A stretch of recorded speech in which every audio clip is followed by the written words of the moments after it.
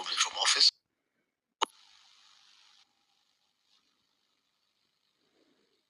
William Ruto sent me when he removed me from office. He banished me to a village. You were banished to Wamunyoro. I was banished to a village called Wamunyoro. It looks like it was a blessing. Then, as the saying goes, yes, when the seed dies, it flourishes. Wamunyoro has grown from a little-known village to a national address. To a national address, and in the center of every conversation. That's how God works. God works miracles. There are men who were supposed to be dead, forgotten in 2 weeks, yes, banished back to the village, into oblivion. Has turned the village into the center of the country. Has turned the village into the center of Kenyan political dispensation. And from this little-known village, yes, there before, the liberation of Kenya is being arranged here, and the formation of the 6th administration is being planned from here. This little known, it reminds me of Napoleon Bonaparte. Yes. He was from a little island called Corsica. And say from this little island, right, right, they shall emerge a man, to be king or emperor of I want to tell the people of Kenya, yes, confidently, undoubtedly, yes, that the liberation of this great republic is forthcoming. The darkest hour is just before dawn. Just before dawn. This is a very blessed village, and many good things and tidings have come from this village and this home. President Uhuru Kenyatta and I have come a long way, yes, and when he didn't make it against Mike back in 2002, yes, we did a lot of consultations in this home, in this little village. Yes. And we planned, we strategized, and he became the fourth president of the Republic of Kenya. President William Ruto was a frequent visitor of this home. He came here for blessings, strategy and advice. Prayers from Bishop. Prayers from Reverend Dorcas. I'll show you the photographs he took in this home. Yes. And in this little village, this blessed home, his journey towards becoming the 5th president of the Republic of Kenya started here, and it came to be. That's why I'm so confident that the 6th administration will be born from here, and we are working hard. You have found the place is extremely busy. I can't cope with visitors. Mama boys is Maasai people here. They have just left, and I was asking them jokingly. Some who know me, many of them are my fans. Yeah. Manyora, how are you? And let's take pictures and everything. I asked them, please share what you have been given.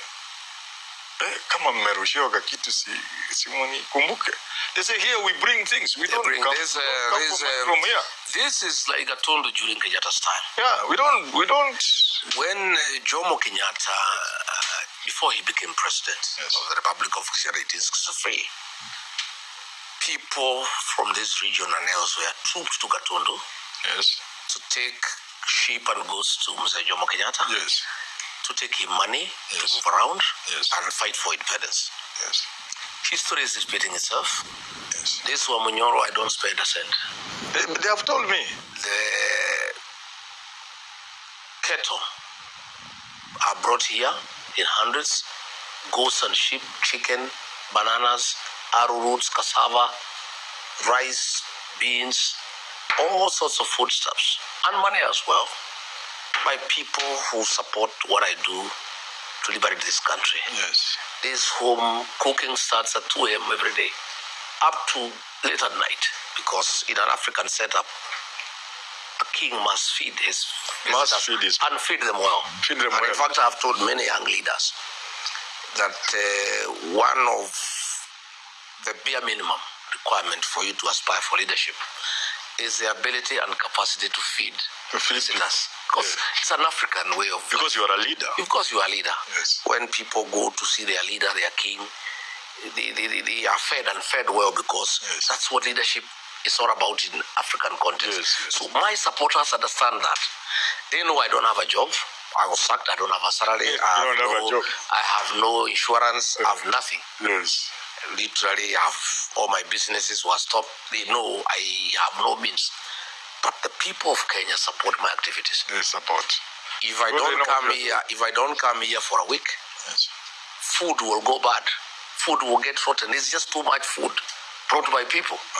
Bananas, sugarcane, what? So we have to keep on feeding people because it's too much food in this home. So we must also be lucky to be in this home. Oh, there you eat and eat and you're feeling. And we are going to eat and we must already thank you and on behalf of the viewers.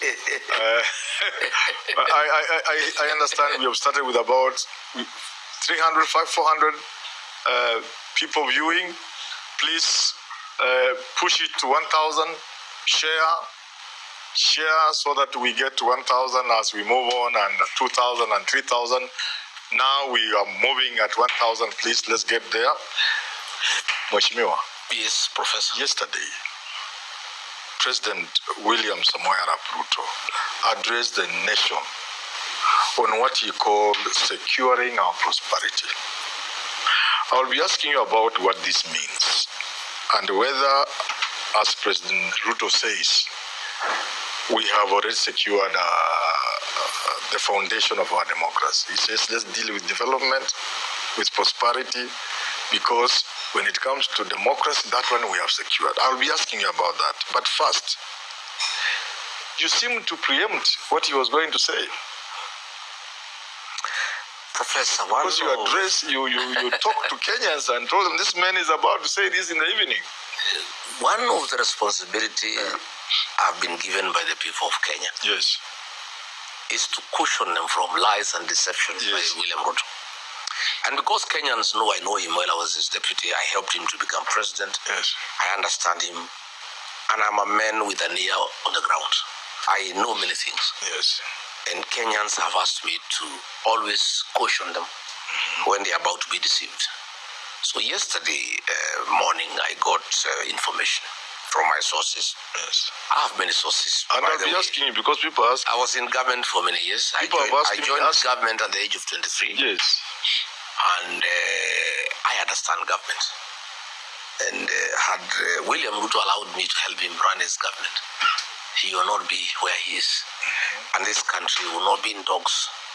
This country will be flourishing and there will be prosperity because I understand government. He doesn't. So many people are very concerned about what is happening in the country, especially the civil service. Yes. William Ruto has lost the entire civil service. They are not with him. Yes. Because they are patriotic men and women who mean well for this country. They are people who have been around when this country was getting on its feet. Yes. And they feel terrible when they see the country going down at a very high speed. And they have taken it upon themselves to always alert me, to alert the people of Kenya where there's danger. Yes. So yesterday was such a day where William Ruto had planned something to divert attention and con the people of Kenya that he is up to some vision. And they gave me the details. And I decided to prepare the people of Kenya in advance so that they don't fall into the deception. You know, our people have been deceived. I included, our bishops, our pastors, we were deceived. We followed this man without knowing that it was a con, it was deceptive. And therefore, I have a responsibility as a leader in this country. It's my civic duty when I see William Ruto trying to con the people of Kenya to alert them. And that's what I did yesterday. And Kenyans are very happy. I've received many calls. I've seen what is going on online. He tried to change the title of the vision. It was supposed to be 2060. When I talked about it, he changed it into post-2030 vision. He changed it interchangeably with a long-term vision. Yes. But it was all the same. He didn't have sufficient time to change the context of what he had wanted to say. But he was still saying the same thing, that the people are going to have a conversation around democracy, around development. It's all hogwash. Because you know, Professor, when you are in office, you don't tell people about vision. You first deliver your manifesto. The things you promise the people of Kenya, you first deliver that before you can tell them about 2060. I think it is very, it's ridiculing the people of Kenya when you are in office. Yes. You have been 4 years in office. It'll be 4 years next. Not this month. In 10 days, it'll be 4 years. Instead of telling people what you have done and what you intend and then that you intend to build on that. Yeah. You start telling them about Vision 2060. These are people whose payslips have been raided, people who have no purchasing power. These are people whose businesses have collapsed. These are people who are besieged from KRA. These are people who are being auctioned for non-payment of pending bills. These are people whose houses have been demolished. These are people whose businesses have been attacked by goons. These are churchgoers who are in fear of attack by goons. These are people doing businesses in Nairobi, and goons are all over the streets. These are people you need to address their real issues. You can talk about a vision. I mean, it's very insulting to the people of Kenya who are struggling with all manner of problems. SHA is not working. People are having harambes every weekend to raise money to pay hospital bills. So university students are at home because the university financing model has collapsed. These are people who are in anguish. These are people who are in distress. Instead of addressing the issues that concern them, you are on national television telling them we have a new vision. Or 2063, I think 34 years from now. I mean, surely. These are people who are literally struggling to put a meal on the table. I'll be talking about that. You say Kenyans really want you to tell them stuff, what is going on, to warn them, to advise them, and that they give you information. But this question has been asked by many people since I put up the poster that we are meeting today live. They ask His Excellency Rigathi Gachagua, where does he get this intelligence from? You seem to have intelligence. Kenyans, Professor, are very resourceful people. Yes. And Kenyans love their country. Yes. Kenyans have a lot of information, but very few people to trust. People don't want to trust you with information because, one, you can sell them, you can jeopardize their jobs, you can be given information, you go to sell it, you can get information, use it for blackmail. But along the way for the last 2 years, Rigathi has earned the trust of the people of Kenya.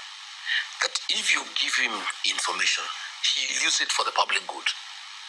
And people of this country have also come to accept that Rigathi is a truthful man, he's an honest man. And he's such a patriot, he means well for this country. Number two, that Rigathi is fearless. If you give him information, it doesn't matter how sensitive it is. He's one man who does not fear William Ruto.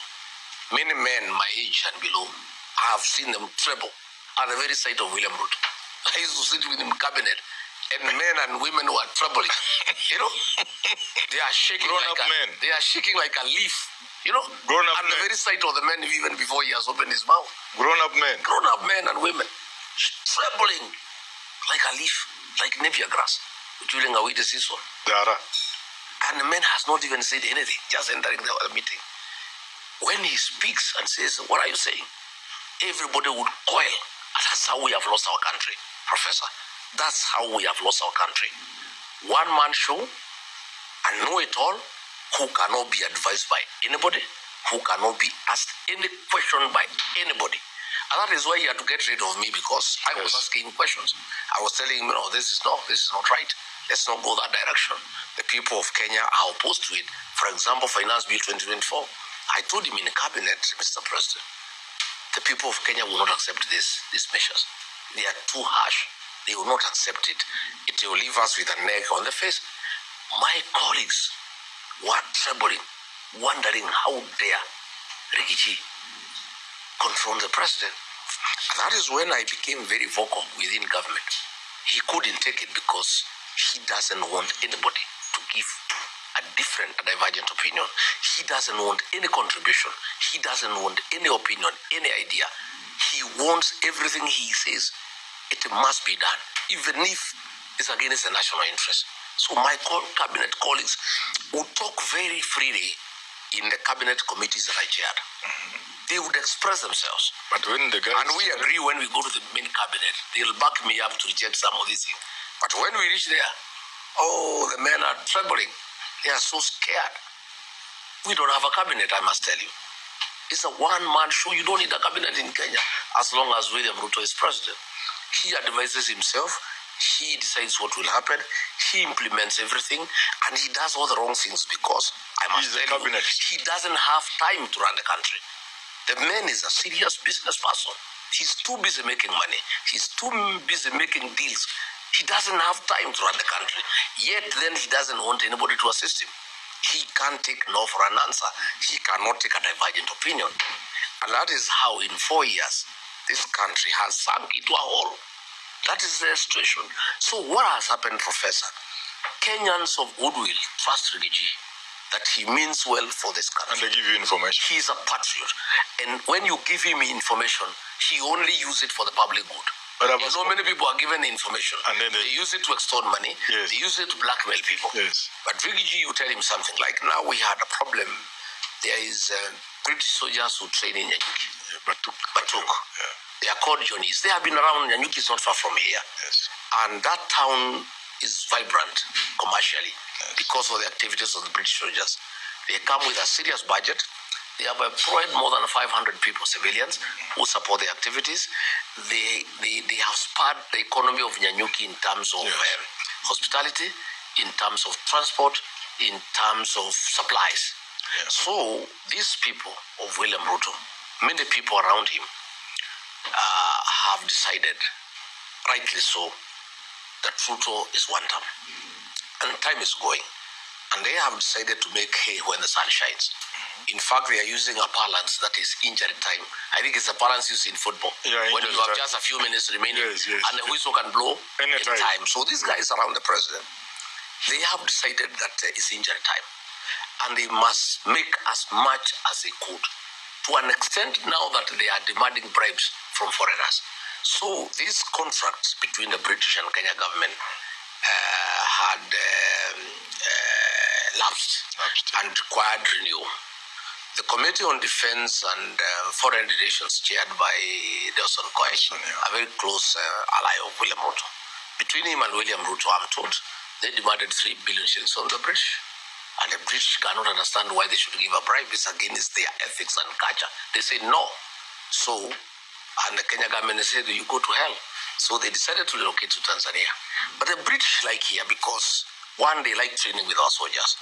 Again, the weather around Nyanyuki near the equator is very good. Yes. Again, the people of Kenya are very hospitable.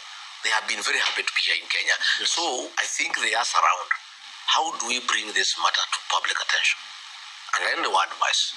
The only men who can get this information and use it for public good, who will not use it to extort money or to blackmail anybody. If you give him this information, it will be in public knowledge within a short time. And sure as December 25 is Christmas, they look for me on Saturday evening around 4. I was in Meru. People sent some emissaries and we advised them how to come without getting known. And the matter was brought to my attention. Then, using my language and the power of communication, I packaged the message and gave it to the people of Kenya. William Ruto, I'm told, was mad. How did this guy know this matter? This matter has embarrassed us. Forget about that bribe. Renew the contract. The contract has been renewed. But I'm told the soldiers had already left for Tanzania. So it's a bit of work now because they had already signed a new agreement with Tanzania. But Kenya has already signed the contract. Nelson Koech was dispatched by William Ruto to go to all media stations to try to explain why they are not signed it. Then you wonder what happened between Sunday when I talked and Monday. All these concerns you were saying, were they addressed overnight? Which tells you Rigathi was spot on. And I want to thank the informants. They gave me good information. And I've asked civil servants, I've asked police, I've asked National Intelligence Service, I've asked people working in prostitutes to preserve my credibility because it's good for this country. I must remain credible. By getting the... I've asked people not to give me fitina. To give me credible information that is verifiable, so that I retain my relevance and people can continue believing in me. So I'm also very careful. I also have a lot of information, and I sometimes don't rush into it. I do a lot of cross-checking, because the day I will mislead the people of Kenya, I will lose my credibility, and then there will be nobody to intervene for the people of Kenya. But you talk about information as if it is just information. When you look at this one of the British thing, well, but look at the one of yesterday. Getting that kind of information, that's not just ordinary information. No, it is not, but Rigathi is... That's very serious information. Rigathi, it can only come from the highest level. It came from his office, right inside. That's what I'm saying. Right is that inside, not worrying? Right inside State House. Is that not worrying? Right inside State House. People are very dissatisfied.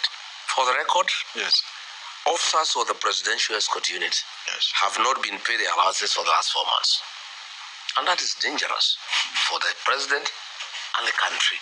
You cannot afford people guarding the president of the country when they are lamenting like other Kenyans, you know, when they are dissatisfied. There is a lot of dissatisfaction around the president. Officers who guard him are complaining. In fact, some were telling me, when you were deputy president, you used to intervene for us. We used to get our allowances on time. People who work in the president's presidential delivery service, they are complaining. They have no vehicles. They have no allowances. But why? Why? And the office was given extra location. The president is too busy to know what goes on. And he's not busy working for the country. He's busy working for himself. Again, of course, understandably so, the president has panicked. Information given to him by the National Security Council is that unless he performs a miracle, indications are he will be one term. That has been given to him. He has done polls, scientific opinion polls with reputable international firms, and he is 17-18%. And as a sitting president, it cannot get better, it can only get worse. So we have a president who has panicked, who is fearful of being removed as president in one term, and therefore he's making very irrational decisions. And again, he's being held hostage by all manner of characters who purport that they can help him. And because he's desperate, he allows people to do crazy things. Like now, what happened when I was attacked at Utima ACK Church in January. A member of parliament from this area and his wife had wanted me assassinated, thinking that if I am killed, William Ruto's problem in the mountain would be over. The problem would have multiplied 100 times if I was assassinated. But he has lost control. In Olkalau, he ordered that woman from Ranga to leave Olkalau. She refused. And there is nothing he can do. He is held hostage by a few members of parliament, a few cabinet secretaries who control the security sector, the fake deputy president. They hold him hostage. The man doesn't know what to do. In fact, I'm told this thing of yesterday, the Vision 2060, he was not for it. So when it backfired, he was up in arms. So he is a man who is desperate for a second term, is a man who has lost control. Nothing is working in the country. He's also too busy looking for money to sustain his campaign, to an extent that the country is gliding to a halt. You know, that's the situation we are in. You have said something about opinion polls from inside, from intelligence and so forth, and indications you say are that he's losing. And for that reason, he has panicked. I just want to pick your mind on this issue of losing elections. What is your view, or what in your view should one do? Here you are a president seeking a second term, and it looks like you will not make it. What would Rigathi do? Nothing. You know, it has happened in Botswana. It has happened in Malawi, in Ghana. This one-time thing now is a real thing in Africa. What would Rigathi do if your boys on the ground tell you, I'm there, here to waste? Ordinarily, William Ruto was a good man. He would give up and just let it go. What would Rigathi do? If I was in his position, of course, I would never be in such a position.